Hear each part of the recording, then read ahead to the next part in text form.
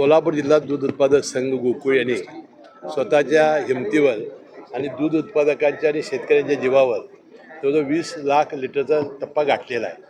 25 lakh litre दुधाचा टप्पा यावर्षी गाठायचं त्यांचं धोरण आहे.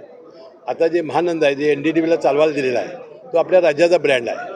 आता तो ब्रँड गोकुळा राज्याचा ब्रँड म्हणून सरकारने परवानगी द्यावी आणि नंदिनी म्हणून जो कर्नाटकचा फेडरेशन आहे त्याला सरकार ज्या सुविधा देते त्या सुविधा दिल्या तर एक राज्यातला एक चांगला ब्रँड म्हणून नावारूपाला आमचा गोकुळ येईल असा माझा विश्वास आहे. आईस्क्रीम करण्याचं त्याने जनरल बॉडीला शब्द दिला होता.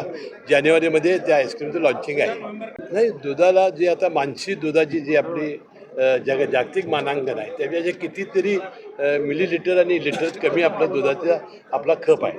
आपल्याला जास्तीत जास्त दुधाचा खप वाढवला पाहिजे.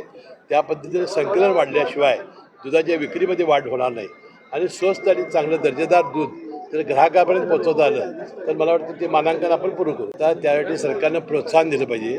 आता कर्नाटक सरकार हे लिटरला 5 रुपये आता त्याचं अनुदान देते. आपण हे मध्ये सुरू केलं होतं, परंतु नंतर दुधाचं